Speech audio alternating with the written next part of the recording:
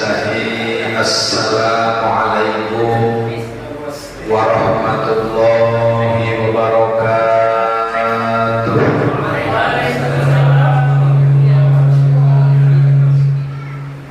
Alhamdulillahilladzi jama'ana wa ja'alana fi hadhihi al-lailah. Asyhadu an la ilaha illallah wa asyhadu anna Muhammadan abduhu wa rasuluh. Allahumma fassalli wa sallim wa barik ala sayyidina wa habibina wa syafi'ina wa qurrati a'yunina wa maulana Muhammadin wa ala alihi wa ashabihi wa man tabi'ahu wa mawala.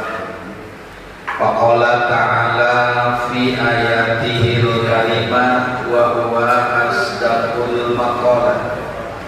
A'udzu billahi minasy syaithanir rajim.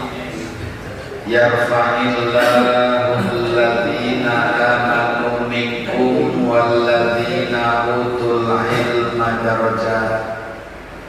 Wa qala Rasulullah sallallahu alaihi wasallam, alaikum bimujalisatil ulama wastima'i kalamil hukama.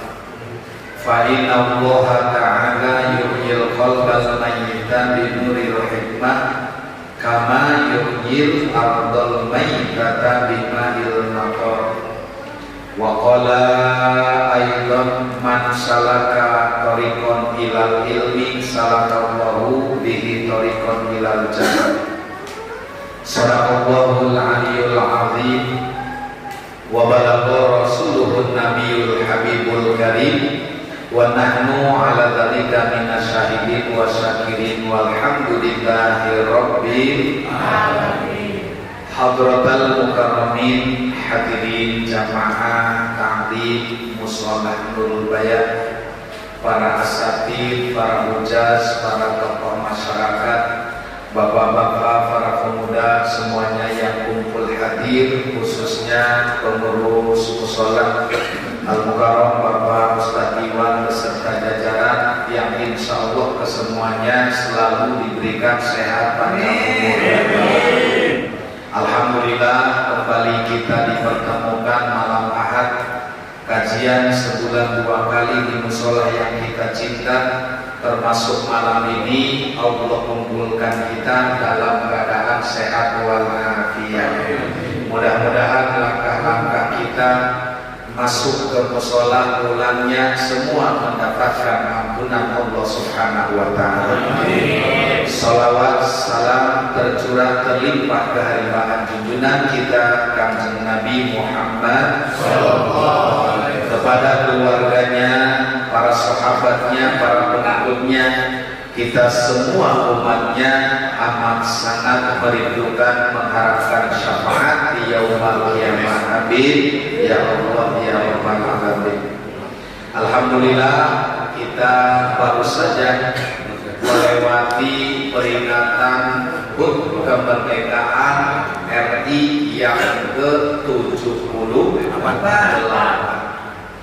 Ada yang lahir 45 di sini? Sadiwan lahir berapa? Jadi kalau ada yang lahir tahun 45 berarti umurnya 78 tahun. Gak usah bikin akte, tinggal ngingetin aja, ditanya kapan lahir? Pas merdeka 45 gitu ya. Berarti alhamdulillah usia negara kita dihitung dari 45 sekarang udah 78 tahun. Ibarat orang mah udah nenek-nenek, udah kakek-kakek. Dan dari belahan dunia mengatakan dan mengakui bahwa negara kita Republik Indonesia adalah negara berkembang. Dari dulu berkembang terus buahnya telur. Iya, benar. Jadi ibarat pohon mah kalau waktu kembangan melebat, tapi buahnya dipakai kuat. Jadi negara berkembang tapi buahnya hilang.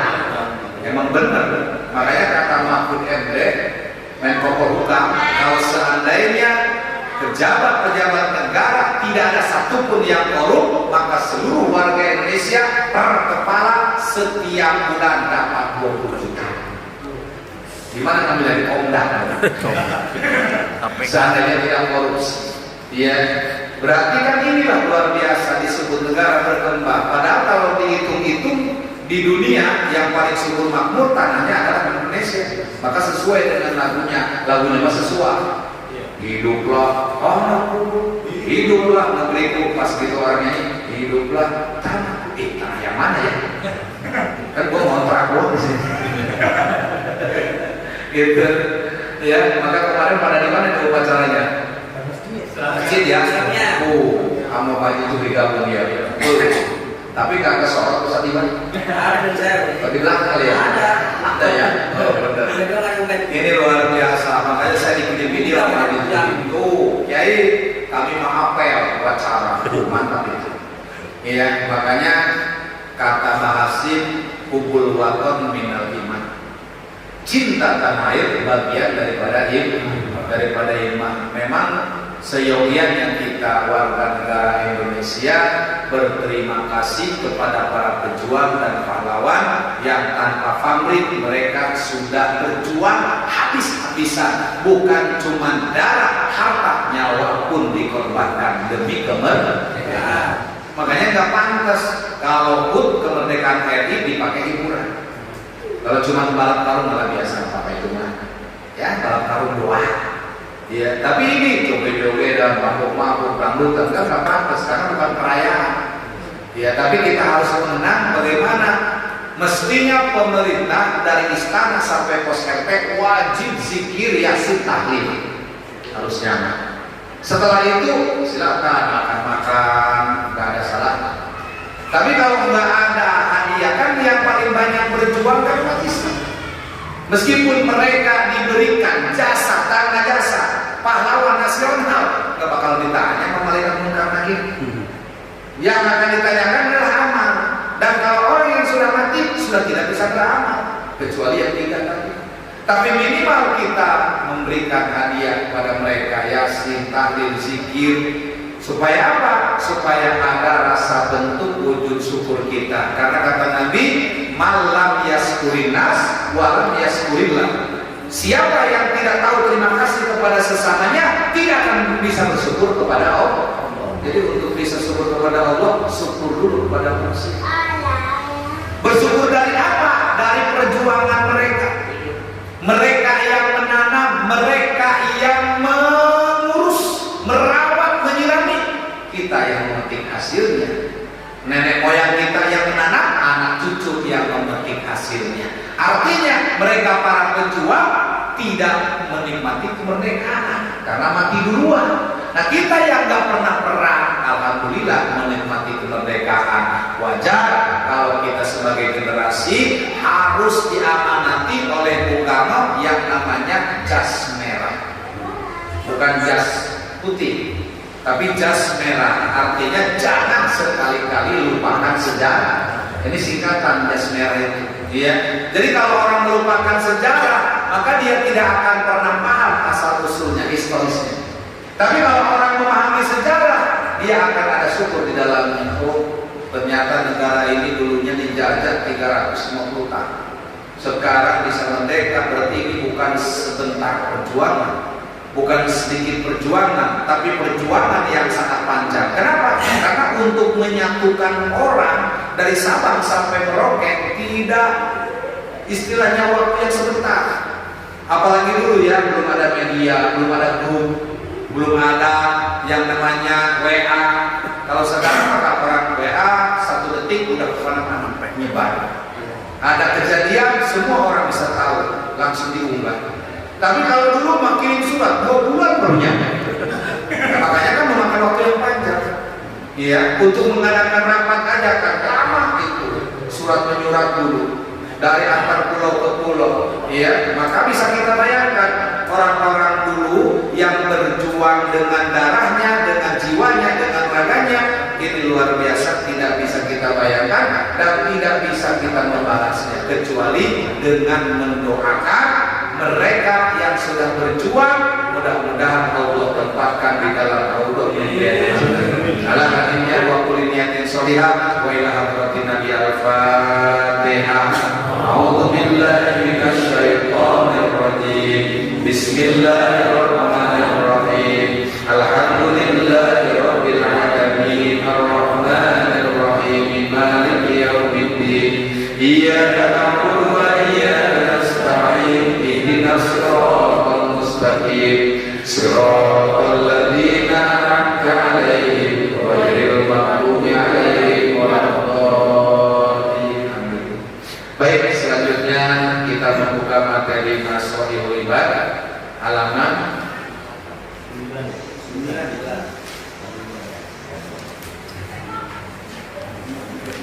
halaman 9.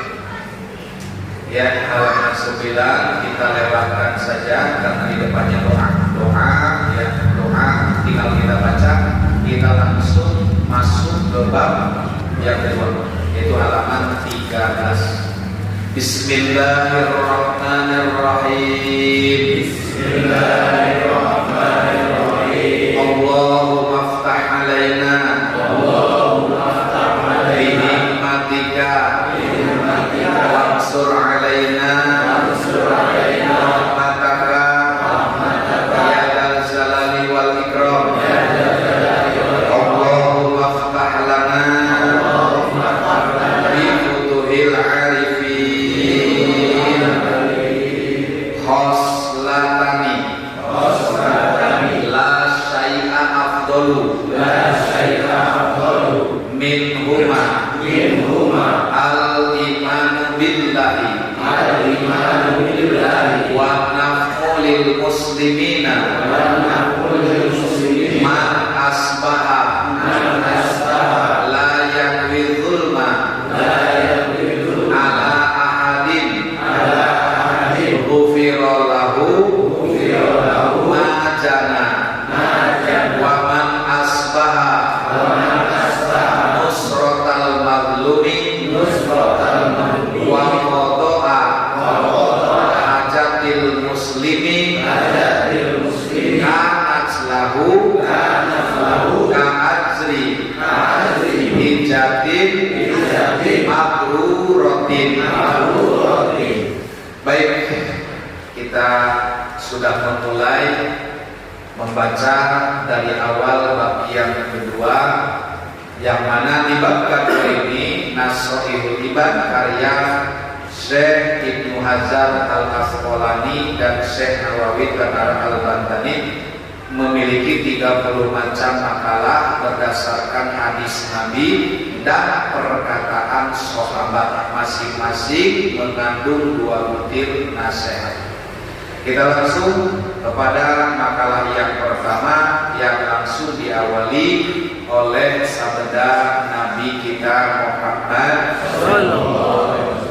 Apa yang beliau ucapkan? Yang pertama, khoslatani la syai'a afdalu minhuma al-imanu billah wa naf'ulil muslimin. Sedikit kalimatnya tapi luar biasa pemahamannya, ini luas, panjang dan lebar. Kata Nabi, ada 2 perkara tidak ada yang lebih utama dari keduanya. Andai kata orang di dunia punya segala-galanya tapi nggak punya 2 yang ini, atau nggak punya salah satu di antara 2, maka tetap khosir. Orang itu bangkrut, orang itu miskin, fakir, dan tidak berarti kalau tidak ada yang pokok ini. Kita punya segalanya, mobil mewah, rumah megah, tapi kalau kita nggak punya yang 2, maka orang itu tidak ada gunanya. Mana yang paling utama di antara segala-galanya? Yang pertama, al-imanu billah. Yang lebih daripada segala-galanya dalam hidup manusia adalah iman kepada Allah. Sebab kalau orang punya iman, maka dia akan punya selamat, jaminan di akhirat, insya Allah. Jadi apa yang menjadi jaminan kita bisa taat, bisa ibadah, bisa segala-galanya? Itu iman. Karena iman itu ibarat kendaraan udah komplit. Ada remnya, ada gasnya, ada koplingnya, ada lampunya. Semuanya itu iman. Kenapa? Karena tanpa adanya iman maka tidak ada yang namanya ibadah. Ibadah dasarnya karena iman. Iman itulah Allah berikan kepada manusia, tapi tidak semua mendapatkannya. Kalau semuanya orang iman di alam dunia, bau atau buat apa neraka? Sia-sia mubazir. Atau sebaliknya, kalau Allah cuma menciptakan neraka, apa artinya ibadah? Kalau tidak ada yang masuk ke dalam surga. Makanya ada surga, ada neraka, ada senang, ada susah, ada siang, ada malam, ada fakir, ada miskin, ada kaya, ada tinggi, ada banyak, pendek, semua itu berpasang-pasangan sebagaimana sudah disebutkan itu di dalam Al-Quran. Wa min kulli syai'in khalaqna zawjayn. Dan di antara seluruh yang kami ciptakan, maka kami menciptakan semua dalam keadaan berpasangan, ya. Makanya kita berpasangan, ada pahala, ada dosa. Tuh, tinggal milih pahala, orang. Namun hayang salamet neangan pahala. Bagaimana caranya? Memang dalam pencarian tidak ada yang senang. Dalam pencarian pasti kesulitan. Di mana-mana mencari pasti sulit. Seperti orang mencari pekerjaan pasti sulit. Bagaimana Pak? Nyari kerjaan pasti susah. Karena perjalanan. Beda dengan orang yang sudah sukses. Tapi orang yang sukses pun bermula dari perjalanan. Nah, kita ini semua dalam perjalanan. Dalam perjalanan ke mana? Ke akhirat. Kenapa? Karena orang tidak akan sampai ke akhirat kalau tidak ketemu kematian. Makanya kata Nabi, al-mautu babun wa kullu nasi dakhilun. Kematian adalah pintu gerbang akhirat. Tidak ada yang sampai ke akhirat kecuali melalui pintu kematian. Makanya kita semua di alam dunia akan masuk pintu kematian. Tidak ada satupun yang tidak lewat situ. Maka kata Nabi, iksiru hadamal ladata. Perbanyak kalian mengingat tentang kematian. Salah satunya bagaimana? Yaitu ziaratul kubri. Salah satu mengingat mati adalah ziarah kubur. Bukan ziarah kubur. Emang mau balik batu nisan? Iya kan, ziarah ada dua. Ada ziarah menjarahi, ada ngajarah. Zaman dulu 98 bosot. Coba bayangin ziarah tuh. Aneh, biasanya ke kuburan, ini mau kadolok ziarah. Gitu. Jadi ziarah itu berkunjung kalau menurut bahasa. Mau kemana? Mau ziarah, datang ke sana apa aja yang dilakukan. Ya, makanya ziarah itu bisa kepada orang yang masih hidup, bisa kepada orang yang meninggal. Cuman tambahin kalimatnya, kalau mau ziarah kepada yang meninggal namanya ziarah kubur. Ya, jadi kita menziarahi tempat peristirahatan terakhir yang disebut kuburan. Kita ziarah ke sana. Maka ini apa tujuannya ziarah? Tadzkiratul maut, mengingatkan kita supaya tidak melupakan mati. Jadi ada kisahnya.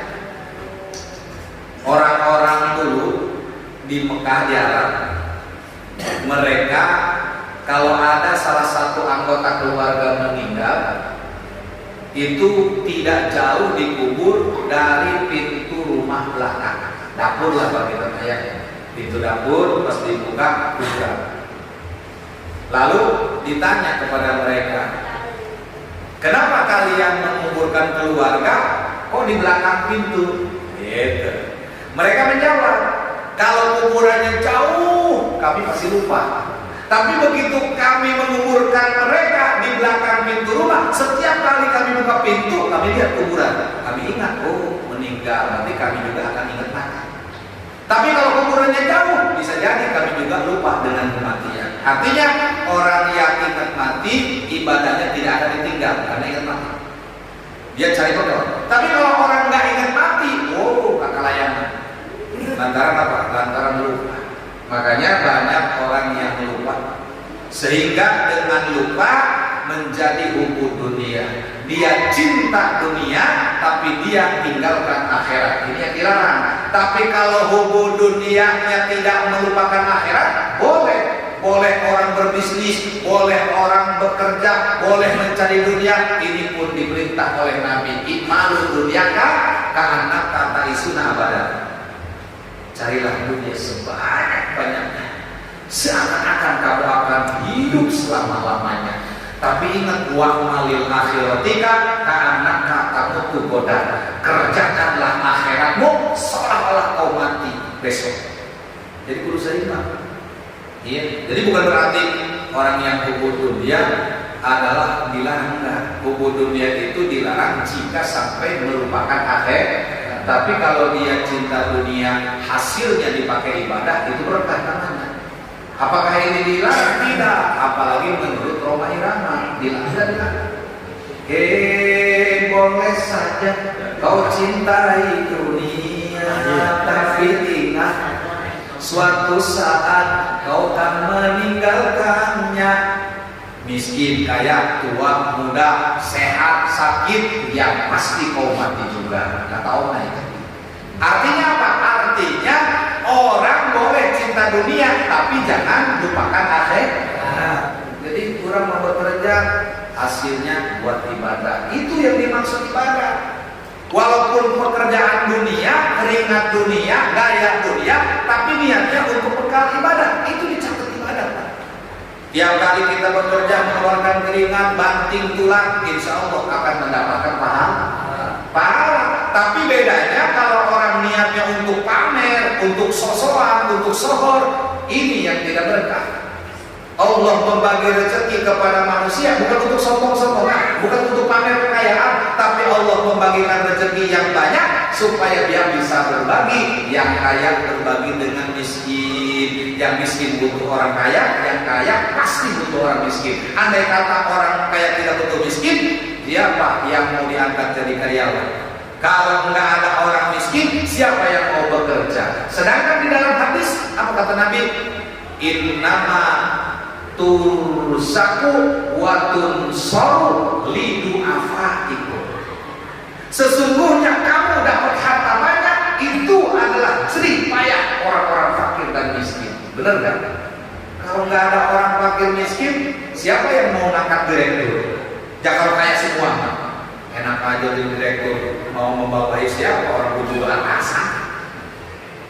Dan kalau orang fakir semua, siapa nanti yang akan membayar? Maka Allah ciptakan dua supaya keduanya saling membutuhkan. Salah kalau orang kaya katanya nggak butuh orang miskin, di mana? Kalau mereka kaya semua, mau minta turun sama siapa? Coba kalau sama-sama kaya, orang kaya disuruh sama yang kaya, mau nggak? Nggak bakalan mau. Ngapain lu, siapa yang nyuruh gua lu? Nah kan begitu. Tapi kalau orang susah disuruh, mau, kenapa? Dia mengharapkan upah. Tuh, apa-apa wanipiro kan begitu. Nah, itu. Jadi kalau misalnya nggak ada atasan, nggak ada bawahan, siapa yang mau instruksi? Kalau semua sederajat. Tapi ini semua bakal terjadi di akhir zaman menjelang kiamat. Semua manusia akan rata. Ustaz Iwan kalau hidup di masa itu bingung dia. Apa yang membuat Ustaz Iwan bingung? Dia ingin sekali punya pahala sedekah, tapi sudah berjalan 20 kilo nggak ada satupun yang bisa menerima sedekah. Apa kata mereka? Boro-boro Ustaz, kami juga ingin sedekah, nggak ada yang menerima. Kenapa? Kayak semua di sini. Balik lagi ke Allah. Suap saya kembali pindah berkata. Nyari orang yang mau menerima sedekah. Maka kalau orang mau infak bersedekah sekarang masih berlaku, tapi di akhir zaman itu sudah tidak berlaku. Saking pengen dapat pahala infak, orang nyari-nyari di luar rumah, tidak ada satupun yang dibuka pintu yang bisa menerima sedekah. Kenapa? Karena diceritakan di hari itu semua rata, ada pada punya semua. Nanti setelah itu pada nggak punya semua. Ini yang paling ngeri. Ketika nggak punya semua, kelaparan semua, hujan nggak ada, air nggak ada, semua tumbuh-tumbuhan mati. Lalu apa yang mereka makan? Sampai-sampai saking laparnya mereka, daging yang ada di badannya sendiri dimakan. Istri udah nggak mau lagi dengan suami, di sini geger. Terus doang dia bebas. Oh, Rasulullah. Dan kurang lama SD pemikiran Pak dijujur lebih deh. Saking nggak ada yang bisa dimakan, tangannya sempurna gitu. Luar biasa kan? Itu akan terjadi. Tapi kita walau alam mungkin tidak menemukan. Kenapa? Karena kita lihat buah-buahan masih berbuah, air masih ada, hujan masih turun, orang-orang masih banyak beranak. Tapi kalau diceritakan yang kisah tadi, di mana buah-buahan sudah bisa stop buahnya, di mana orang sudah tidak hamil lagi, sudah tidak produksi lagi, maka ini akan mengalami kebangkrutan. Pabrik juga kan kalau sudah tak produksi masih pabrik, pasti bangkrut. Jelema kira sederhana masih bangkrut. Menurut kami akan upaya baik itu aja. Seperti itu. Ya, nah walau apa kita ketemu apa enggak kayaknya. Ya, sebab apa? Sebab baru sedikit tanda-tanda itu ditampakkan, belum full semuanya. Apalagi bicara full menanti. Kalau sudah Nabi turun, Imam Mahdi turun. Kalau yang sekarang disebut Imam Mahdi itu hoak. Hoak itu mah. Ya, makanya kita ini memang susah kalau ngomong dengan ahli-ahli torikotnya ya. Kalau kita makan orang awam, ngomongnya kurang mau kudu gamblang gitu lah Pak Belit. Ini kadang-kadang ngomong katanya harus dukung Anies sebab dia Imam Mahdi. Kalau nggak dukung dajal. Kalau bertanya-tanya, nah rumah Dina ya kiai, kalau nggak dukung disebut nggak ada. Ada yang seperti itu, udah itu masuk media lagi kan pamer di mana-mana, ya viral gitu kan. Nah, jadi oleh karena itu kita semua memahami politik, ya walaupun kita bukan ahlinya, tapi pahamlah kalau diberi akal kita, ya. Tapi dalam hal ini kita tidak mementingkan itu. Kenapa? Karena kita dari rumah masa bodoh. Siapa bodoh amat? Nusaha mau jadi pemimpin, jadi kurang kira-kira. Benar kan? Jadi zaman bahwa lagi kuatur dari pemimpin, dia tidak memang susah, benar. Oh, manfaatnya biasa-biasa baik. Ya, kenapa? Karena semua yang menjadi pejabat di Republik dijadikan haji mumpung berjabat, mumpung dipercaya, mumpung jadi. Nah, kenapa? Karena setelah itu nggak terpilih lagi. Jadi mereka ketika ingin jadi diminta. Siapa yang membuat mereka salah? Kita masyarakat. Misalnya Ustadz Iwan datang ke masyarakat, ceritanya dia calon geblek. Apa calon geblek? Nih kuping saya dipotong kalau nggak geblek kalau. Misalnya orang mau mencalonkan diri jadi DPR, tapi dia duitnya kan ngutang. Asetnya digade-gadekan, mobil dijual, rumah dijual, tinggal pemajikannya melakukan dijual. Tiba-tiba dia mau minta dukungan, pasti kan dimintain uang. Yang ngajarin korupsi ya kita ya. Kita bilang, pokoknya kalau kamu mau didukung, kami minta anu. Soal kita orang udah siap minta dukungan dan persyaratannya dicukupin. Aset masjid diberi, kipas diberi, karpet dikasih. Begitu kalah dibulung-bulung karpet. Oh, aset dicopotin, kipas dicopotin. Dia bilang goblok, aing gedukung, kasih beli karpet, terus belum dibulung-bulung. Sampai paping blok dicongkel. Tengok dia mau bawa itu. Luar. Jadi kadang-kadang memang kita juga yang ngajarin. Jadi mereka itu nekat, habis-habisan udah terlanjur basah. Tapi kalau mau memilih, pasti kan pengen balik modal. Entah dari mana kayak penting nyamuk, pokoknya balik modal. Ketika sudah balik modal, persiapan buat tahun depan, kan begitu. Nah, jadi orang tuh nggak ada untungnya, nggak ada ujung-ujungnya semua. Ya, tapi apa yang paling utama di sini? Yang paling utama dari segala-galanya, kita nggak punya jabatan, nggak punya harta, nggak punya berlian, nggak punya emas, nggak apa-apa, tapi harus punya iman. Ini patokan kita. Kalau kita punya iman, pasti kita akan punya segalanya. Tapi punya segalanya, tidak ada iman, maka sia-sia semuanya. Itu yang pertama. Yang kedua adalah wa naf'u lil muslimin, yaitu memberi manfaat kepada orang Islam, baik memberi manfaat dengan ucapan nasihat yaitu ilmu. Orang yang pertama bisa diambil manfaat adalah ilmu, kalau dia berilmu. Yang kedua, memberi manfaat dengan pangkat dan jabatan. Contoh, jadi gubernur Ustaz Iwan. Begitu jadi gubernur, dia mau memanfaatkan jabatan untuk kepentingan Islam, pasti masuk surga. Contoh begini, contoh ini, Ustaz Iwan jadi gubernur, kata Ustaz Iwan, saya mulai dilantik hari ini, tanggal ini, bulan ini, maka saya buat perda, kata Ustaz Iwan, seluruh bikan perempuan anu ayah di DKI wajib menggunakan busana muslim, kalau enggak penjara 10 tahun. Luar biasa Ustaz Iwan bin Qol. Pokoknya mau ayah bikan anu kadeuleuk auratna. Nah ini manfaat. Kenapa? Karena dengan demikian akan mengurangi masih mata urang, mual ngadeuleuk bujal bae. Kemudian orang-orang akan manfaatkan di mana? Oh, ini jamaah Nurul Bayan pasti bikin konveksi busana muslim. Kenapa? Karena diwajibkan hukumnya. Selama 5 tahun wajib. Kalau ada yang kelihatan aurat, misalnya di penjara 10 tahun, ini undang-undang. Kalau kiai yang ngomong gak bakal didengar karena kan bukan pejabat. Tapi kalau pejabat yang buat kan udah tanda bikin perda. Ini contoh, artinya orang bisa memberi manfaat lewat pangkat dan jabatan. Selama dia masih menjabat, dia masih didengar. Kenapa? Karena paham begitu. Kiai mau ustaz ceramah, nggak punya kekuatan badan hukum karena negara kita negara hukum. Itu. Ya orang dia omongan oke, diharap semua. Dibui mengus udah gitu, ya. Jadi apa yang bisa dimanfaatkan oleh muslim? Yang ketiga, harta. Dia nggak punya pangkat, dia nggak punya ilmu, tapi dia punya harta. Bisa disumbangkan fisabilillah, bisa membantu fakir miskin, bisa menyantuni anak yatim. Tuh, manfaat.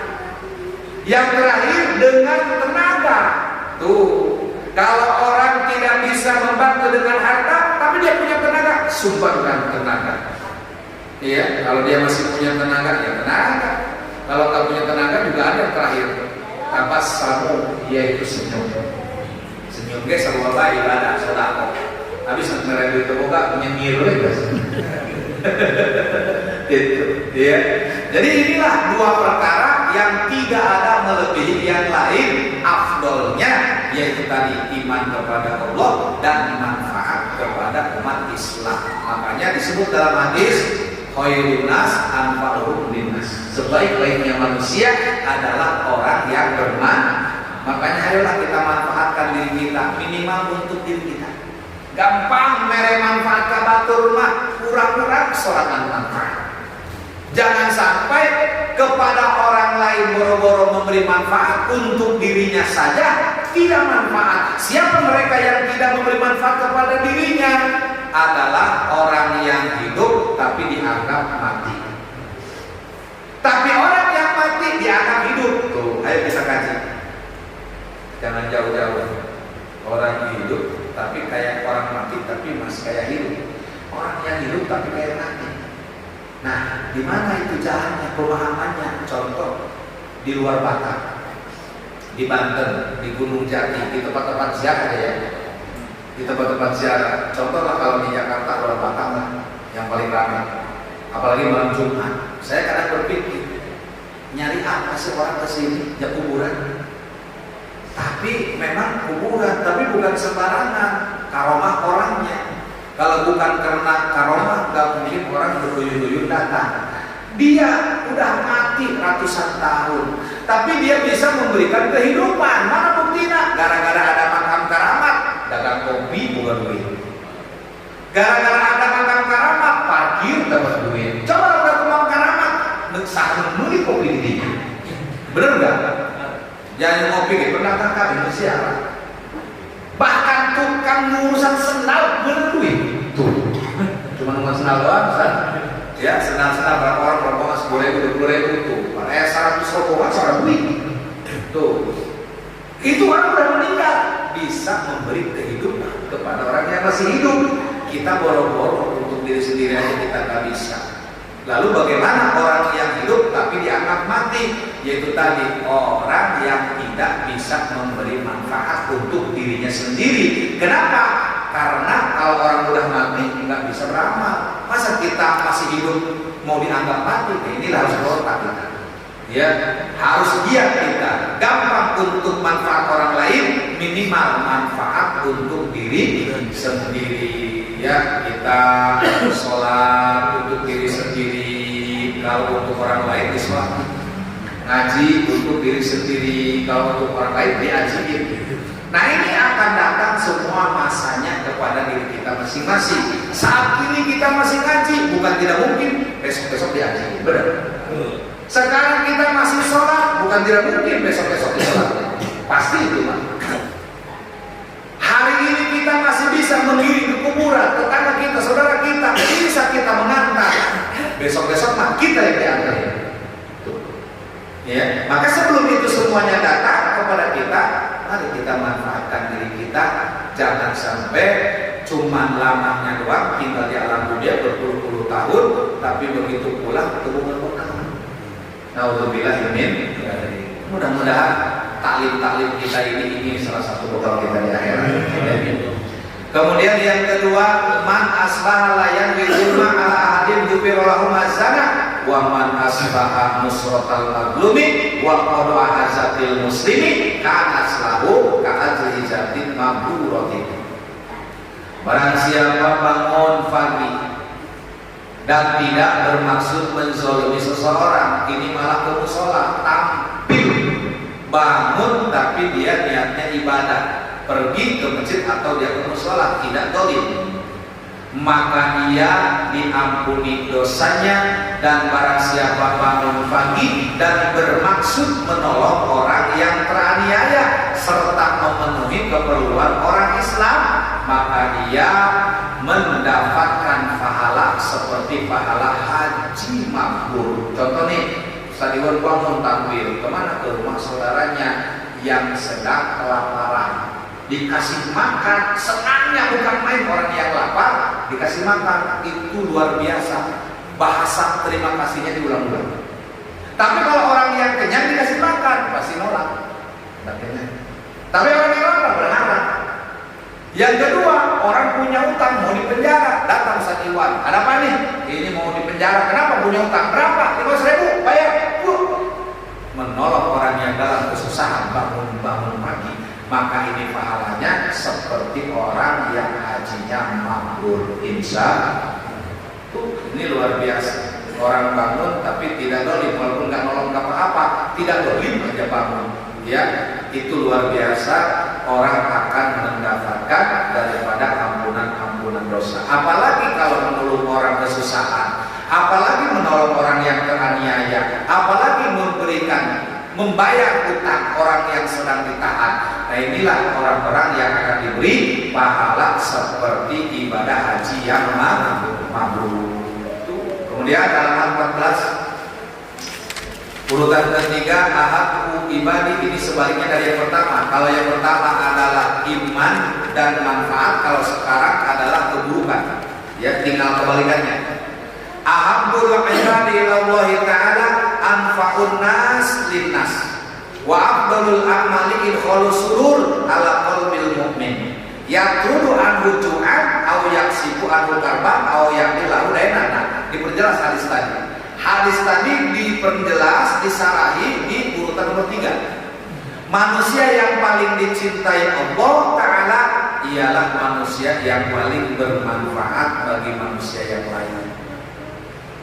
Dan seutama-utama amal ialah menyenangkan hati orang yang beriman dengan cara menghilangkan kelaparan. Tuh, namanya idkhalus surur. Kalau bahasa ulama suka begitu.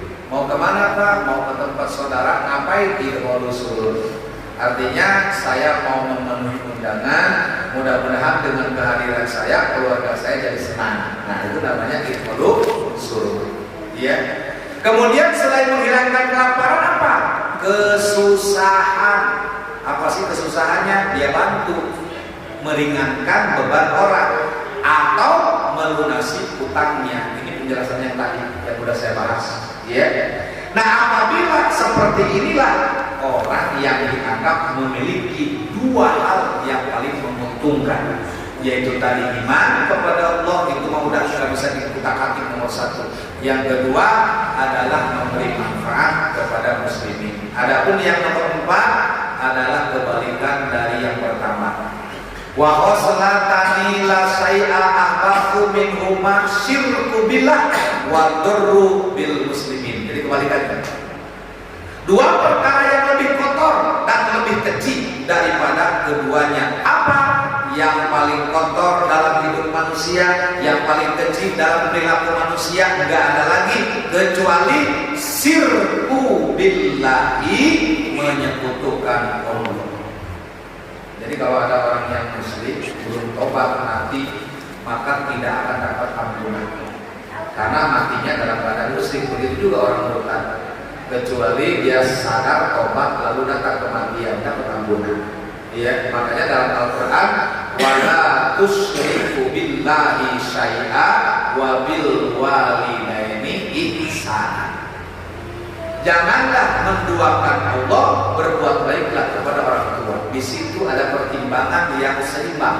Artinya, di mana-mana orang durhaka kepada orang tua, jangan harap dapat ridho Allah. Murkanya orang Allah, murkanya orang tua.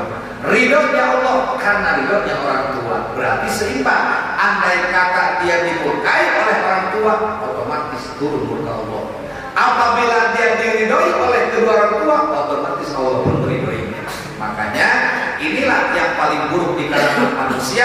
Satu, syirku billah, syirik kepada Allah. Yang kedua, wadul muslimin, membuat kemadorotan, nyusahkeun cek bahasa urang mah. Dia menjadi pejabat tokoh tapi lainnya nangkeun ka rakyat malah musikeun, nyusahkeun. Maka siapapun pejabat yang memberikan penderitaan kepada rakyatnya, maka itulah manusia yang seburuk-buruknya perilaku seperti dia syirik kepada Allah. Hati-hati. Makanya kita jadi pejabat, nggak jadi pejabat ada untungnya juga Ustaz Iwan. Kalau seandainya saya pejabat wilayah. Pejabat wilayah apa-apa. Enggak, seandainya dia bisa jadi menteri, mau itu murah. Itu aja intinya Pak. Mau manggil ngaji nggak saya kan ya. Berhubung ibaratnya jadi ustaz, ya ustaz ini mau nggak? Coba lamun misalnya, jadi menteri pada PR, mau naik ke sini yang bagus gimana? Jadi kalau saya pribadi juga berpikir begitu Pak.